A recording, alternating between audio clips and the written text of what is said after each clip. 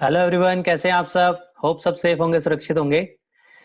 Next month अक्टूबर 2020 के 1 तारीख से 1 अक्टूबर 2020 से टीसीएस का नया प्रोविजन, एक्सटेंडेड प्रोविजन जो है इफेक्ट में आ जाएगा। सेक्शन 206 सी का सबसेक्शन 1H जो कि बजट 2020 में इंट्रोड्यूस किया गया था, वो इफेक्ट में आएगा 1 अक्टूबर 2020 से। तो हमें इसके लिए वेल प्रिपेयर होना पड़ेगा, क्योंकि ये काफी एंटिटीज के ऊपर लेवी होगा और हमें अलग से टीसीएस कलेक्ट करना होगा उस केसेस में। तो ये प्रोविजन क्या कहता है, आइए देखते हैं।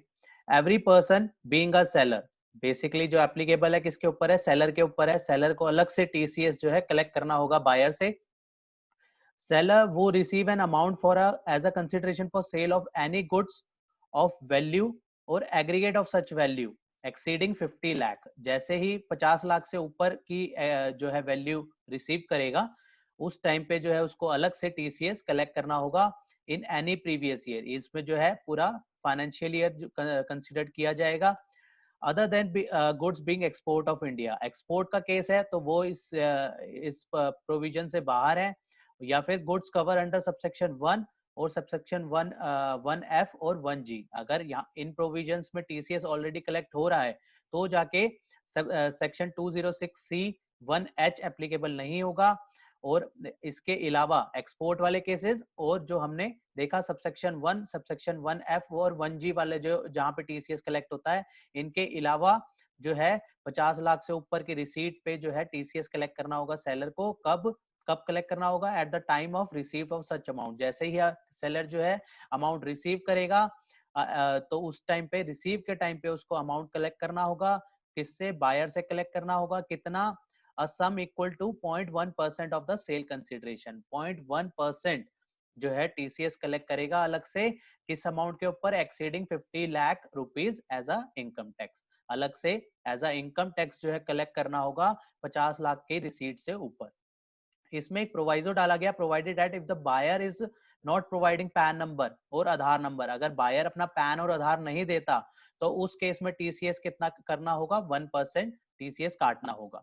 जो 206CC के क्लॉज सेकंड ऑफ सबसेक्शन 1 में लिखा हुआ है 5%, वो नहीं, यहाँ पे अलग से जो है वह पैन और आधार के नॉन एब्सेंस के केस में जो है 1% जो है टीसीएस काटना होगा। इसमें एक और प्रोवाइजो डाला गया, provided further that the provision of subsection not applicable if the buyer is liable to deduct TDS under any other provision of the act। अगर TDS की एप्लीकेबिलिटी हो रही है बायर के ऊपर तो ऐसे केस में टीसीएस का ये वाला सेक्शन इफेक्ट में नहीं आएगा।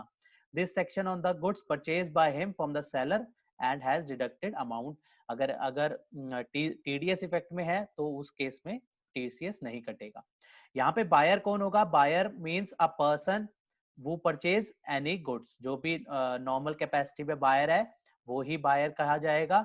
बट डज नॉट इंक्लूड, या इसमें बायर की कैपेसिटी में कौन कौन इंक्लूड नहीं होगा, central government, state government, embassy, high commission, legislation commission, consulate और trade representative of a foreign state. Local authority भी इसमें बायर में इंक्लूड नहीं होगी। Person importing goods into India, any other person of the central government, जो कि central government अलग से नोटिफाई करेगी। तो ये सारे ए बी सी में जो भी आएंगे वो बायर की कैपेसिटी में नहीं आएंगे। अदरवाइज एल्स जितने भी पर्सन है वो एज अ बायर ट्रीट होंगे। और सेलर कौन होगा, seller means a person whose total sale या फिर ग्रॉस रिसीट और turnover for the business carried on by him exceeding 10 crore rupees, जिसकी turnover during the financial year 10 crore से ऊपर होगी उसको सेलर माना जाएगा। सेलर भी बेसिकली रिस्ट्रिक्टेड है, जिसकी टर्नओवर 10 करोड़ से एक्सीड करती है उसको सेक्शन 206C 1H का कंप्लाई करना है। और बायर भी अगर ए बी सी कैटेगरी में जो अभी हमने देखे इनमें फॉल करते हैं तो यहाँ पे इन तीनों को बायर नहीं माना जाएगा, इनके अलावा जो है बायर माना जाएगा। और यहाँ पे सेलर में अगर बात करें तो 10 करोड़ की टर्नओवर देखनी है, और in which the sale of the goods is carried on not being a person of the central government और मे बी नोटिफाइड। यहाँ पे भी सेंट्रल गवर्नमेंट जो है सेलर की कैपेसिटी में नहीं है, और अगर सेंट्रल गवर्नमेंट कल को कोई कैपेसिटी को नोटिफाई करती है अलग से तो वो भी सेलर की कैपेसिटी में नहीं आएगा। तो ये जो सेक्शन है इसमें हमें मेनली क्या क्या ध्यान रखना है, उसके लिए हमने चार्ट फॉर्म में, हमारी टीम ने उसको चार्ट फॉर्म में कंसाइज किया है।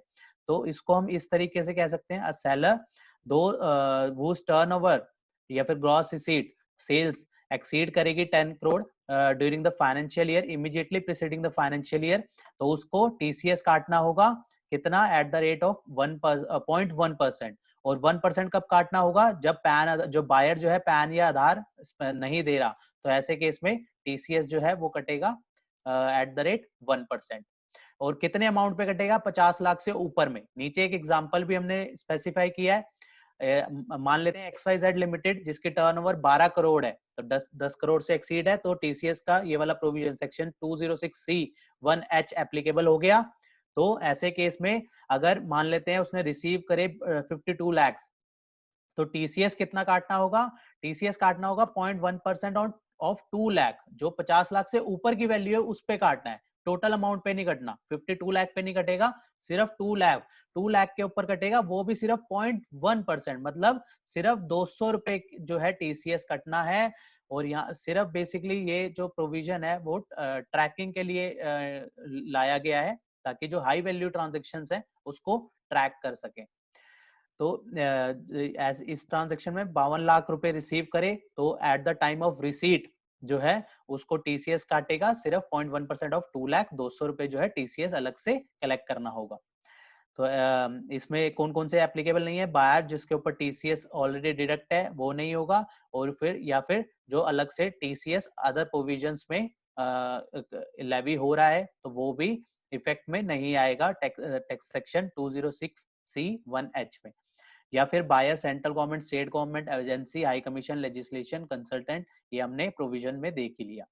इसको अगर हम टेबल फॉर्म में समझे तो हमें कुछ बातों का ध्यान रखना होगा कि इसमें sale of any goods, seller जो है सेल ऑफ एनी गुड्स करेगा। इसमें एक्सेप्शन क्या है, जो रेड में मार्क किया है वो एक्सेप्शन है, except goods on which TCS applicable under the other provision like scrap, tendu leaves, क्योंकि इसमें ऑलरेडी अदर प्रोविजंस में टीसीएस एप्लीकेबल होता है, तो अगर वो उन कैटेगरीज में फॉल हो रहा है तो यहाँ पे अलग से स्पेसिफाई करने की जरूरत नहीं है।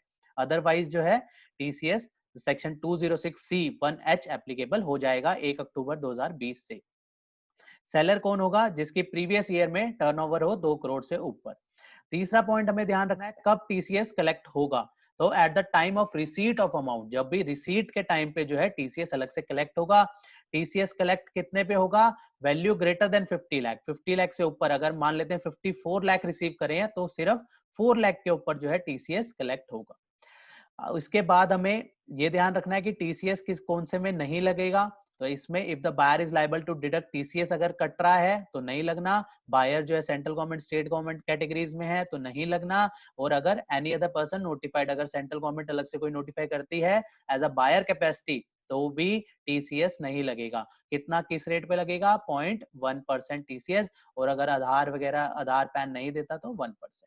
तो ये हमें 5 बातों का इसमें मेनली हमें ध्यान रखना है, जो हमने चार्ट फॉर्म में इसको समराइज किया है। तो 1 अक्टूबर से ये एप्लीकेबल हो जाएगा, और ये काफी ज्यादा एंटिटीज के ऊपर एप्लीकेबल होगा जिसकी टर्नओवर जो है 10 करोड़ से एक्सीड करेगी, और जो है जिसका बायर से 50 लाख से ऊपर एक्सीड होते ही उसको टीसीएस की एप्लीकेबिलिटी आ जाएगी। तो हमें इसको ध्यान में रखना है।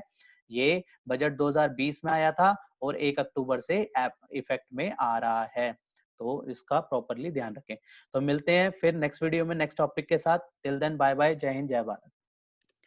होप आपको ये इन्फॉर्मेशन पसंद आई होगी, तो इसे लाइक कीजिए, शेयर कीजिए।